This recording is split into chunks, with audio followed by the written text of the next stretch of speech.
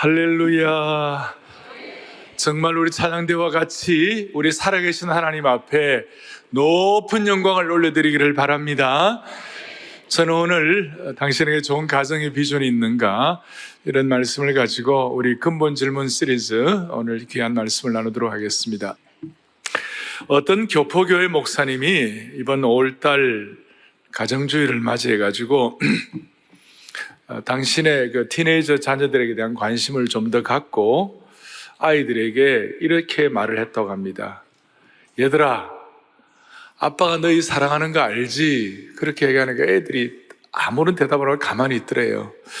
애들이 미국 와가지고 이제 한국말 다 까먹었구나. 그래서 영어를 했어요. Son, I love you so much. 그 얘기를 하니까 아이가 가만히 있다가, 아빠, 우리 너무 사랑하려고 하지 말고 엄마나 사랑해. 우리 너무 사랑하지 말고 엄마나 사랑해. 그 말을 듣고 목사님 충격을 받아가지고 한참이나 멍했다고 그러는 거예요. 목회가 바빠서 가정을 좀 등한시했더니 애들이 너무너무 잘 안다는 거예요. 자녀에 대한 문제를 가지고 누가 자신할 수 있겠어요? 누가 호언 상담할 수 있겠어요? 다 부족하죠. 목회자뿐이겠어요? 한국에서 남자로 살면 이런 식의 정서는 다 있을 것이에요. 어떤 광고에 아빠가 하도 오랜만에 아이들하고 놀아주니까 아이가 뭐라면, 아빠 내일도 놀러와, 이러더래. 내일 놀러와. 아마 저희들 세대 정도 돼가지고 좋은 아빠 강의를 듣고 아이들 교육한 부모가 거의 없을 거예요. 좋은 아버지 되는 거 이렇게 잘 하지 못했어요. 그런데 여러분, 인생의 수많은 문제는 올바르지 못한 결혼 생활, 올바르지 못한 가정에서 시작이 되는 거예요. 위기를 겪는 우리의 자녀들, 청소년들의 문제의 중심에는 부모의 갈등으로 인해서 고통받는 아이들 때문이에요. 부모와의 갈등이 청소년의 위기를 유발한다는 거예요. 그러니까 우리 주위에, 우리 아이들 가운데, 독신주의자들 가운데 엄마 아빠의 어려운 갈등 관계를 보니까 도저히 결혼할 마음이 안 생긴다, 엄두가 안 난다, 이런 아이들도 있어요. 그렇다고 해서 우리가 결혼 제도를 폐지할 수가 있겠습니까? 결코 어떤 제도도 결혼 제도를 대체할 수가 없습니다. 왜냐하면 가정은 하나님의 창조의 최고의 계획 중에 하나인 것이에요. 이거는 차선의 계획이 아니에요. 최고의, 가정은 인간 스스로 계획한 작품이 아니에요. 이렇게 가정이 소중한 이유는 하나님께서 이 땅에 첫 번째로 세우신 제도가 가정이에요. 그래서 사탄이 첫 번째로 공격한 것이 뭐냐? 가정이에요. 이런 의미에서 하나님은 가정의 결혼의 주례자이시고 사탄은 가정 파괴자예요. 가정이 바로 서는 것은 하나님의 뜻이 바로 세워지는 것이에요. 따라서 사탄은 어떻게 하든지 가정을 위협하고 무너뜨리고 잘못되게 하려고 온갖 오염을 시키는 것이에요. 사랑하는 여러분들이요, 가정이 없으면 사회가 무너지는 것이에요. 오늘날 이 땅에서 일어나는 수많은 문제는 가정의 잘못 때문에 일어나는 것이에요. 제가 시편을 읽다가 참 마음에 와닿은 것이 있어요. 가정이야말로 인간의 실제적이고도 실존적인 문제를 해결하는 곳이다. 시편 68편 6절에 이런 말씀이 있어요. 같이 보죠. 하나님이 고독한 자들은 가족과 함께 살게 하십니다. God makes a home for the lonely라고 그랬어요. 참 이 고독한 사람들에게 하나님이 가정을 주신 줄로 믿습니다. 가정을 주신 믿습니다. 다시요. 그런데 문제는 이 가정에 대해서 누가 자신할 수 있겠어요? 가정은 천국의 예고편이요 기쁨의 원천일 수 있지만 동시에 가정이 부모가 싸우고 뭐가 날아가고 이렇게 하면 그것이 지옥의 현재판이에요. 기쁨의 원천일 수도 있지만 고통의 원천이 되는 것이에요. 가정은 기쁨으로 충만할 수 있지만 잘못된 가정이 되면 잘못된 인생을 고통의 벼랑 끝으로 끌고 가는 것이 될 수도 있는 것이에요. 놀랍게도 우리나라의 살인 사건의 42%가 존속 간에, 가족 간에 이루어지는 거예요. 너무나 안타까운 일이에요. 남과는 말로도 해결할 수 있고 이성을 갖고 해결할 수 있지만 가족 간에는 그것이 안 돼요. 가족은 피가 섞이고 살이 섞이고 삶을 공유해서 그런지 모르지만 너무나도 원초적이고 원색적이고 너무나 큰 상처를 주고받아가지고 가족들 가운데 극단적인 선택을 하는 사람들이 많아요. 그래서 오늘 우리는 본문을 통하여 가정의 아픔과 비극을 미연에 방지하고 예방하는 축복을 주시기 바랍니다.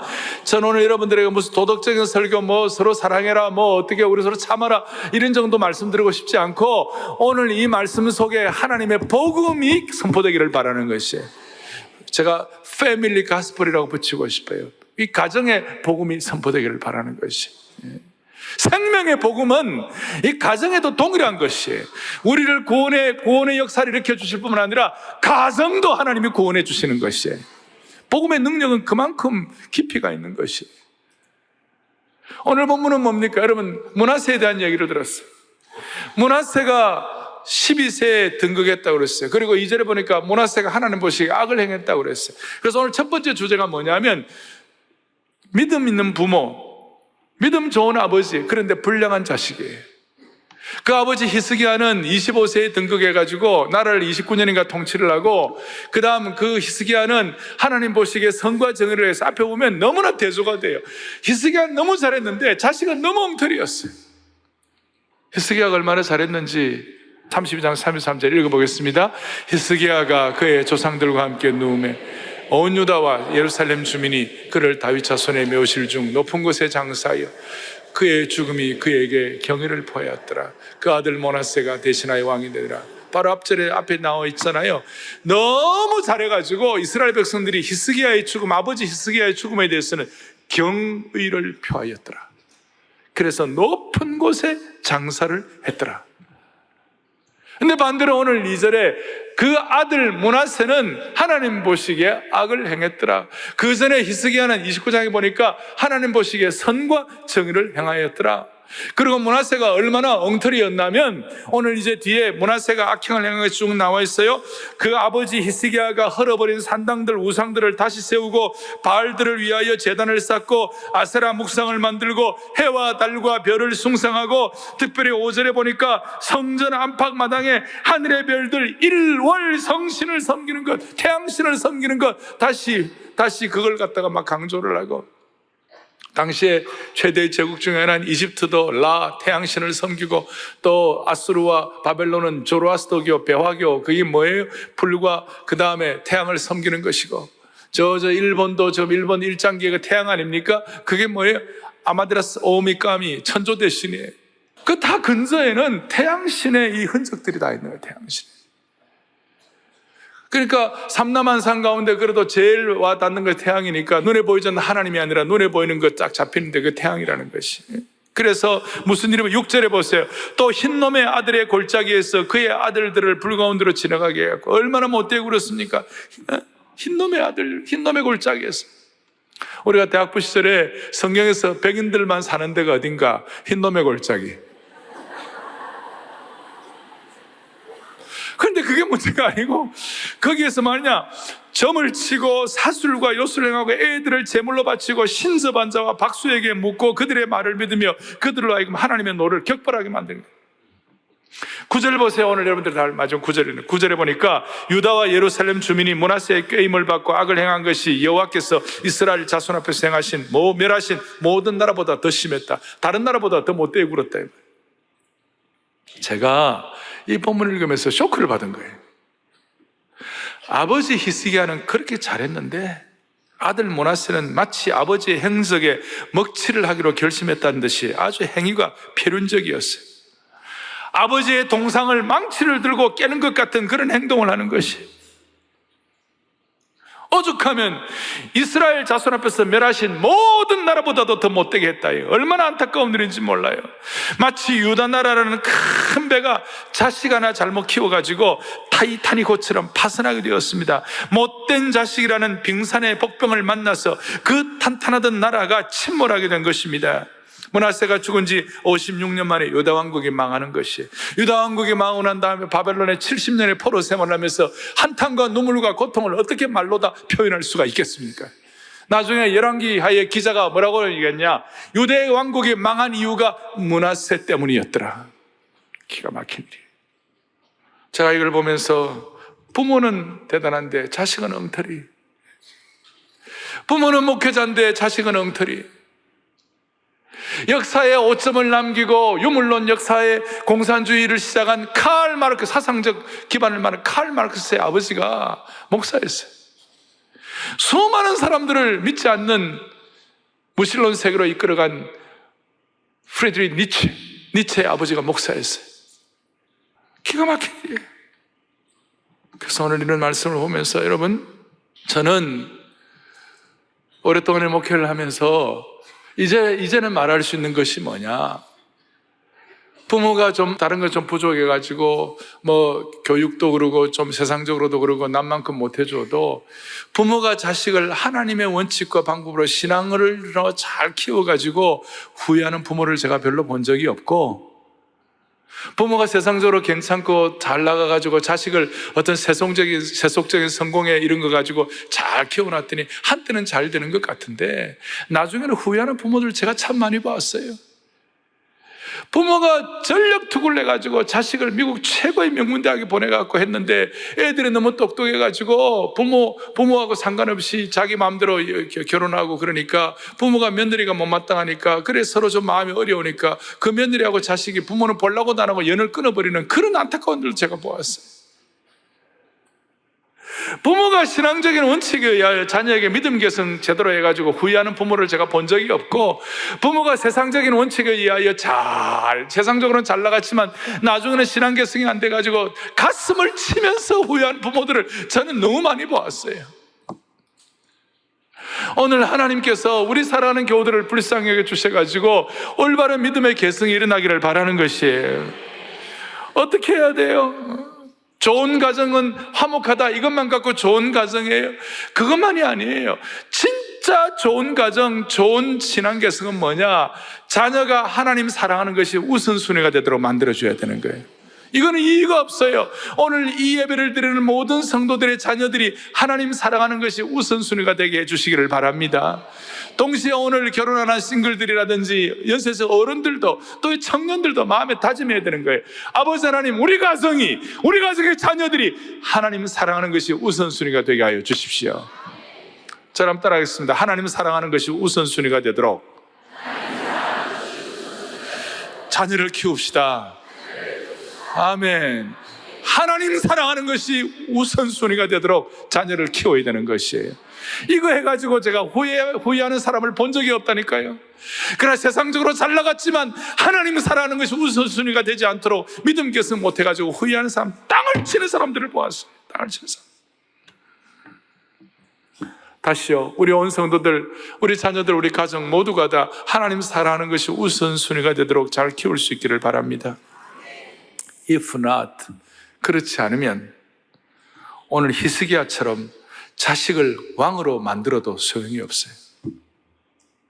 If not, 그렇지 않으면 오늘 자식을 왕으로 만들어도 소용이 없다니까요. 요즘 부모님들 자식 키우는 거 왕 만드는 거 아닙니까? 중국의 소황제 키우듯이. 부모의 입장에서 저와 여러분의 삶의 진정한 보람은 뭡니까? 건강한 겁니까? 좋은 위치에 올라가는 겁니까?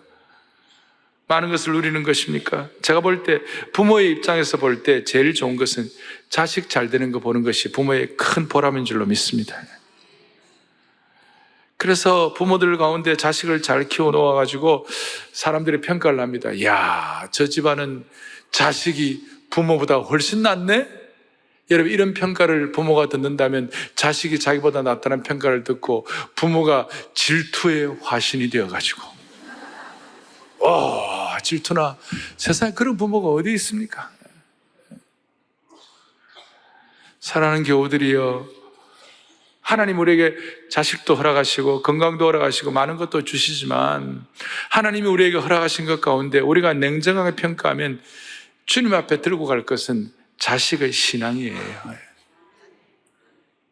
자식의 신앙이 부모가 주님 앞에 들고 갈 거예요. 그게 영원한 것이에요. 나머지는 그냥 다 정리되는 거예요. 정리하겠습니다. 믿음 좋은 부모라고 해서 믿음 좋은 자식이 태어나는 거 아니에요.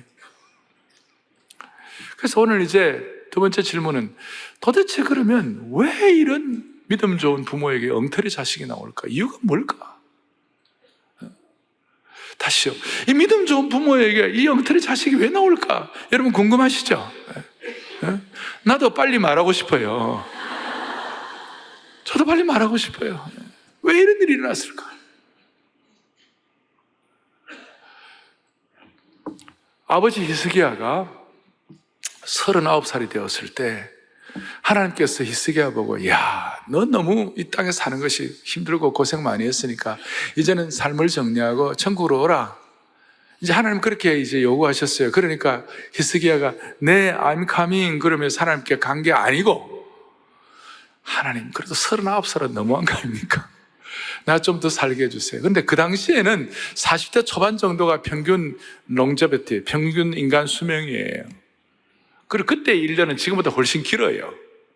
요즘은 너무 운송수단도 발달하고 세상이 발달하니까 1년이 빨빨 지나가지만 옛날에는 1년이 참 길었어요. 할 일이 뭐 있겠어요? 스마트폰이 있어요. 텔레비가 있어요. 아무것도 없고 책이 제대로 있어요. 그러니까 1년이 무지무지하게 긴 거예요.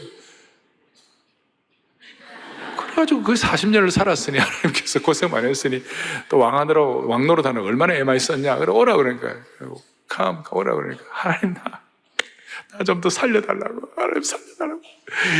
그리고 대성통곡을 하고 주님 살려달라고. 여러분 이러면요 하나님도 가끔 양보할 때가 많아요. 양보. 그래서 하나님이 몇 년을 더 살려주셨어요? 히스기야를? 사라의 교우들 훌륭해요. 그죠? 15년을 더 살려줬어요. 15년 감사한 일이에요. 그 15년 더 살려주기 어떻게 하면 선지자 이사야를 보내가지고 죽을 병에 걸린 그 히스기야의 환부에다가 무화과를 반죽을 해가지고 무화과를 반죽에 발라가지고 15년을 더 살게 했어요. 또 이 말씀 듣고 무화과 반죽을 해가지고 갖다 발라가지고 다 살려달라고 그러면 안 돼요. 그거는 하나의 도구였어요. 도구. 이한 15년을 더 살려줬어요. 근데 오늘 본문에 보면 뭐라고 나와 있습니까? 므낫세가 왕위에 오를 때 나이가 몇 살이라고요? 12살.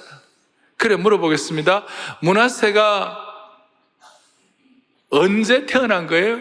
므낫세가 히스기야 왕이 15년 더 사는 기간 동안에 태어난 것이에요. 맞습니까? 그러니 히스기야 입장에서는 므낫세가 늦둥이에요. 늦둥이에요. 그러니까 늦둥이로 태어났으니까 아버지의 마음이 어떻겠어요?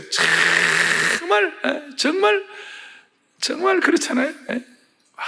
금이야 옥이야 눈에 넣어도 아깝지 아니하고 금지 옥엽처럼 키운 거예요. 저도 보면 저희 집안에 4형제인데요. 저하고 둘째까지는 아버지가 강하게 출행하는데 넷째는 조금 여유를 주는 것 같아요. 제가 보니까. 그러니까 너무 귀하게 키웠어요. 그러면 귀하게 키우면 또 그걸로 잘 되면 좋은데, 여러분 자식 귀하게 키운 것 치고 자식 잘 되는 거 봤어요? 예? 제가 최근에 좀 재산이 있는 분하고 아버지를 만나고 아버지가 땅을 치면서 목사님 있을 것 다 있고 갖출 것 다 있고 돈 다 있고 모든 걸 다 하니까 애가 첫째 간절하지가 않대요.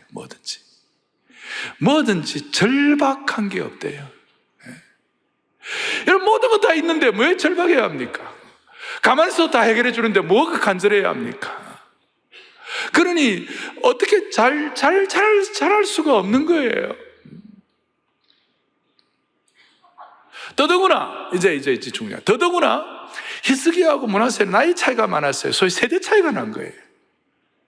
요즘 우리식으로 말하면 할아버지 세대하고 자식 세대처럼 되니까 애들의 관심과 집중력이 또 다른 거예요. 예를 들어 이런 거예요. 우리 어른들 세대는요 듣는 것이 익숙한 시대예요. 듣는 거 라디오 세대예요. 저희들은. 그래서 Love me tender, love me so 그러면 속속속속속 하고 그냥. 그래서 어른들은요 음성 좋은 남자한테 홀딱하는 거예요.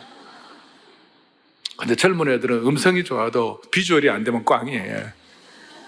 젊은 세대는 스마트폰 세대고 보여줘야 되는 거예요. 그리고 보여주는 것은 젊은 다음 세대는 다 보는 걸 통해 영향을 받게 되어 있어요. 이것은 므낫세도 예외가 아니었어요. 근데 히스기야가 막판에 좀 잘못을 했어요. 어떻게 잘못했느냐? 히스기야 막판에 역대하 32장 25절 이렇게 나왔어요. 같이 보겠습니다. 히스기야가 마음이 교만하여 그 받은 은혜를 보답하지 아니하므로 진노가 그와 유다와 예루살렘에 내리게 되었다. 막판에 히스기야가 미스를 하는 거예요. 잘못을 하는 거예요. 마음이 교만해졌어요. 그리고 마음이 교만한 증거가 뭐냐면 그 받은 은혜를 보답하지 아니했어요. 이게 교만의 증거예요. 오늘 우리에게도 이게 접목될 수 있어요. 여러분, 요즘 같이 이렇게 일반적으로 지성이 있고 이게 다 돼 있는데 교만하다고 해갖고 나는 교만해, 교만, 이런 사람이 세상에 어디 있어요? 어느 정도 지성이 있으면 교만을 때리는 사람이 어디 있어요? 다 겸손을 가장하지 이러면서. 그런데 속이 문제예요. 하나님에게 받은 은혜를 보답하지 않는 사람은 다 교만한 사람들이에요. 히스기야가 이런 왜 그랬느냐? 27절 시작. 히스기야가 부와 영광이 지극한지라 이에 은금과 보석과 향품과 방패와 온갖 보배로운 그리들을 위하여 창고를 세워. 너무너무 히스기야 막판에 막 부와 영광이 지극한 거예요. 그 교만해진 거예요. 하나님의 은혜에 보답하죠. 요걸 므낫세가 본 거예요. 이런 차원에서 너무 잘 되고 좋은 것이 꼭 좋은 것도 아니고 좀 어렵고 힘든 것이 다 나쁜 것도 아니에요. 그러니까 환난을 당해야 정신 차리는 거예요. 여러분, 오늘 본문 뒤에 12절 13절에 보면 므낫세가 이제 나중에 엉망진창이 돼가지고 진짜 문제가 많았어요. 그런데 하나님은 또 목자의 심정이 있잖아요. 주님은 잘못되어도 그걸로 너 끝나라, 너 인생 종쳐라, 그런 게 주님의 심정이 아니에요. 므낫세같이 엉터리로 굴어도 다시 돌아오라는 것이 하나님의 마음이에요. 아멘. 12절 보여야지. 자, 시작.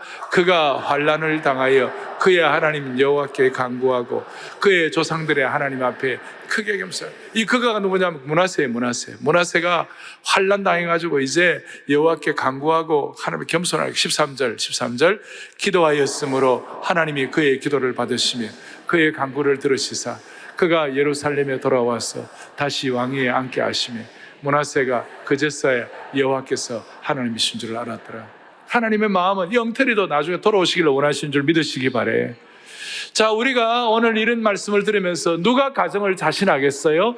누가 내 자녀 교육 제대로 됐다고 큰 소리 칠 수 있는 사람 누가 있겠어요? 아무도 그런 사람은 없어요. 우리는 정말 주님 앞에 납작 엎드리는 거예요. 하나님, 내 자녀 교육만은 내 마음대로 안 되오니 주님 도와달라고.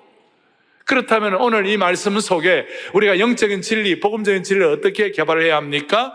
사랑의 교회의 모든 사역은, 사랑의 교회의 모든 믿음의 계승은 오늘 한국교회 또 우리 모두의 마음속에 그리스도인들의 가정마다 앞으로 자녀를 교육할 때 자녀 교육은 단순히 자녀 교육이 아니라 자녀 교육을 선교하듯이 해야 할 줄로 믿습니다. 이것은 오늘 믿음의 공식이에요. 오늘 저와 여러분이 가져야 할 것이에요. 다시 한번 사랑의 교회 모든 자녀들, 우리 손자들, 우리 청년들, 젊은이들, 모든 사람들에게 드려야 할 것은 뭐냐? 사랑의 교회에 속한 모든 믿음의 가정들마다 자녀 교육을 할 때 선교하듯이 하게 하여 주시옵소서. 왜 제가 오늘 이 선교를 얘기하느냐 하면 전도와 선교는 달라요. 전도는 이웃에게 복음을 전하는 것이라면 선교는 언어와 문화가 다른 종족에게 복음을 전하는 거예요. 좀 이제 깊이 있는 분들이 이게 무슨 말인지 알아들으셔야 되는 거예요. 예?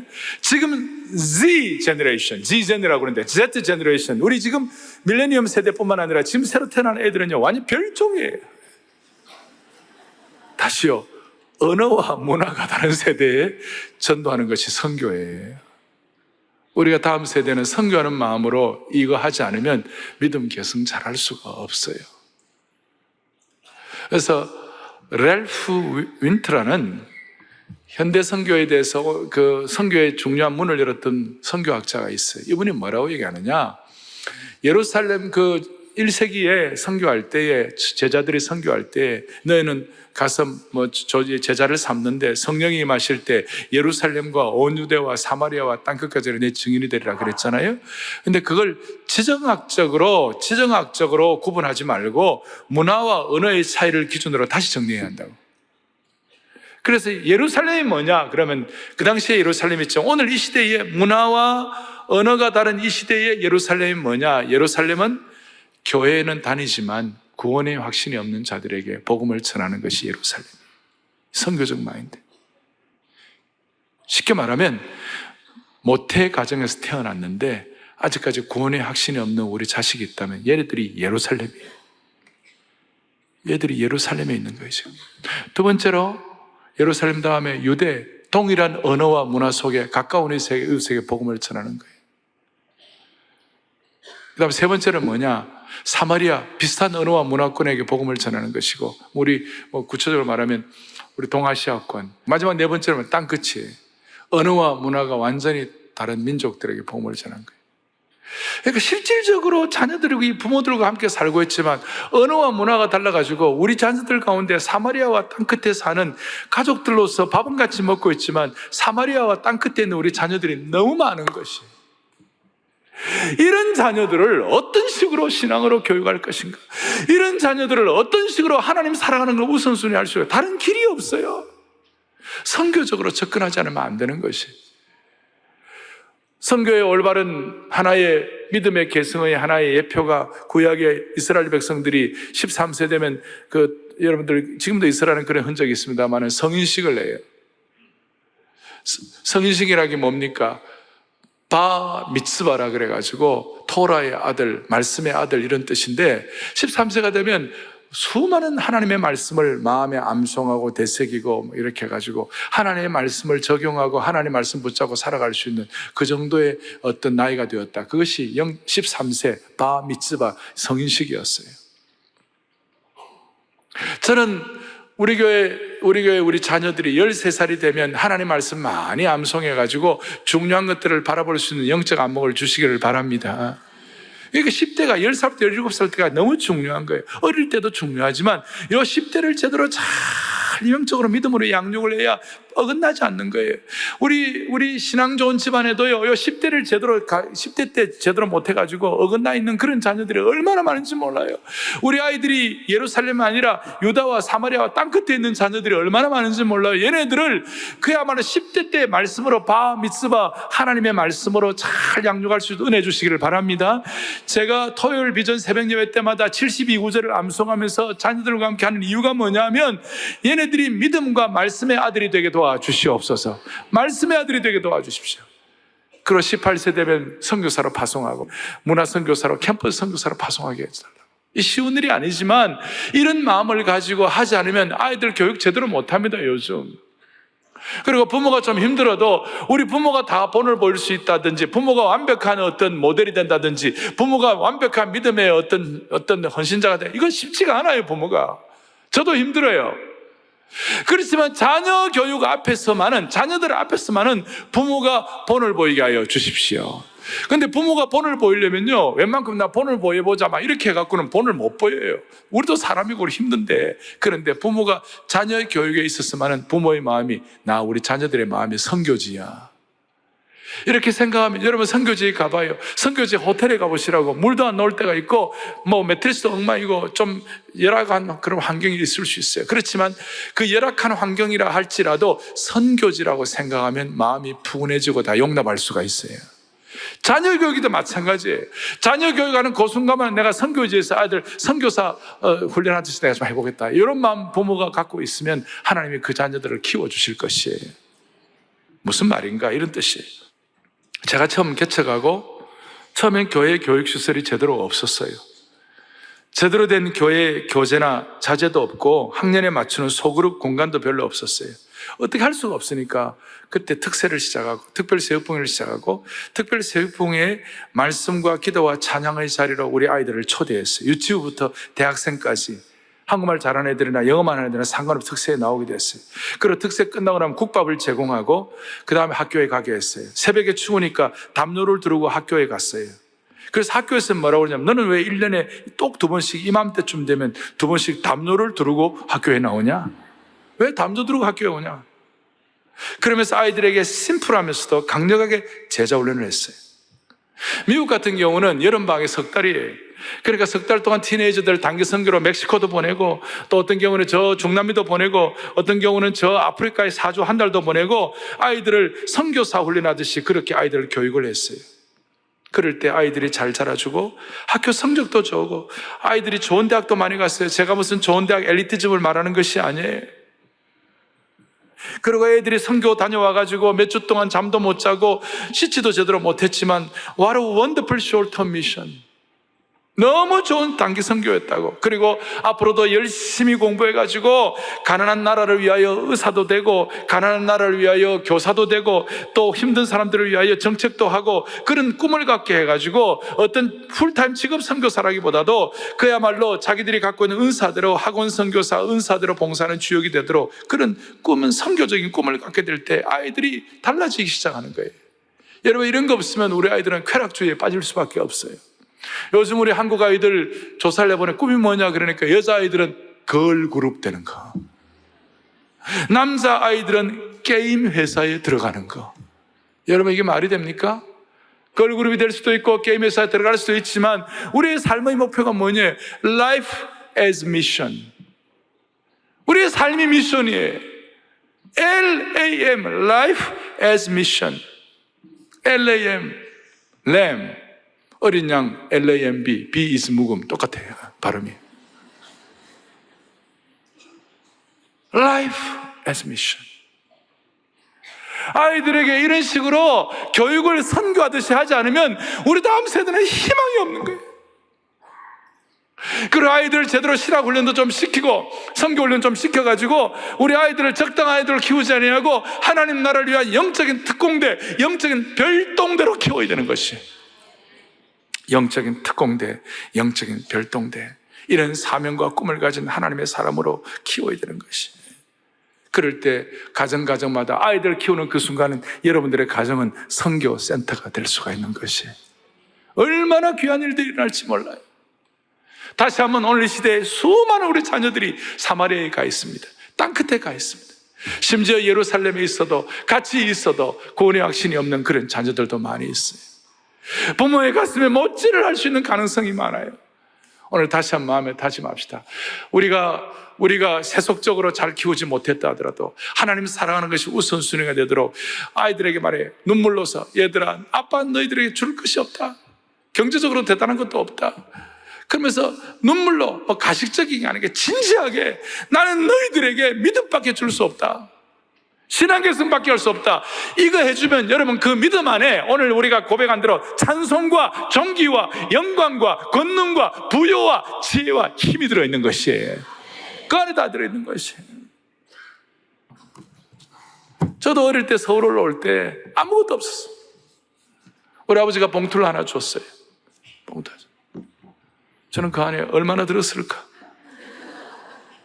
부산에서 기차를 타고 저 삼랑진쯤 와가지고 열어보니까 돈은 한 푼도 없고, 너는 왕같은 제사장이야. 그래, 거룩하게 살아라. 네 마음대로 살지 말고. 베드로전서 2장 9절 10절 아버지 씀.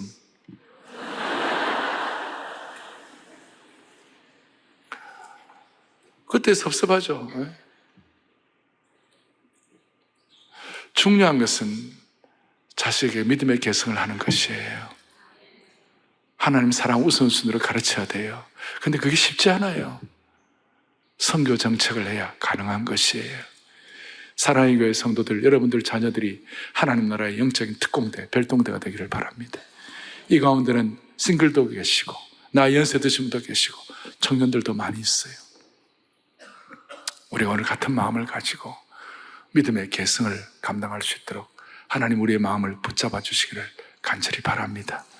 두 손을 펼치세요. 합심해서 기도하겠어요. 먼저 회개하십시다. 자녀 제대로 키우지 못한 거 회개하십시다. 그러나 주님, 우리의 가정에 문화세가 나오지 말도록 하여 주십시오. 두 번째는 하나님 아버지, 우리 자녀들 은혜 주셔서 믿음 계승되게 도와주옵소서. 하나님 사랑하는 거 우선순위 되게 도와주옵소서. 세 번째로는 사랑의 교회 전체가 선교로 선교하듯이 아들 교육하게 하여 주십시오. 믿음의 별동대, 믿음의 정말 특공대를 키우게 하여 주옵소서. 회개와 믿음 계승과 선교에 대해서 간절한 마음을 가지고 주여 신앙계승의 은혜를 주옵소서. 주여 신앙계승의 은혜를 주옵소서. 절박한 마음을 가지고 크게 두 번 외치고 주여 신앙계승의 은혜를 달아 크게 두 번 외치고 합심해서 기도하겠습니다. 주여 신앙계승의 은혜를 주옵소서.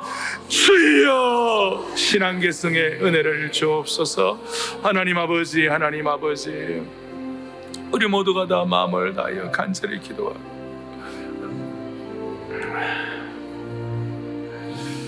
살아계신 하나님 아버지, 자비로우신 하나님 아버지, 오늘 우리가 자녀 교육에 관해서는 큰 소리 칠 자가 아무도 없는 상황 가운데서 회개하고 주님 앞에 우리의 마음을 올려드리오니 용서하여 주시옵시고 길을 열어주시기를 원하옵나이다. 앞으로 우리 자녀들 하나님의 자녀로, 하나님 끝까지 사랑하는 우선순위를 하나님 사랑하는 자녀로 극상품 포도로 키우게 하여 주시기를 원하옵나이다.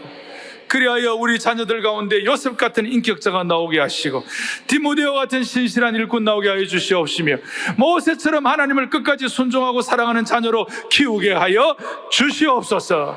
사랑의 교회 주일학교가 선교 정책을 가지고 하나님 나라의 특공대, 별동대들을 키우게 하여 주옵소서. 우리의 생명 되시고 소망 되시는 예수 그리스도를 받들어 간절히 기도 올리옵나이다. 아멘.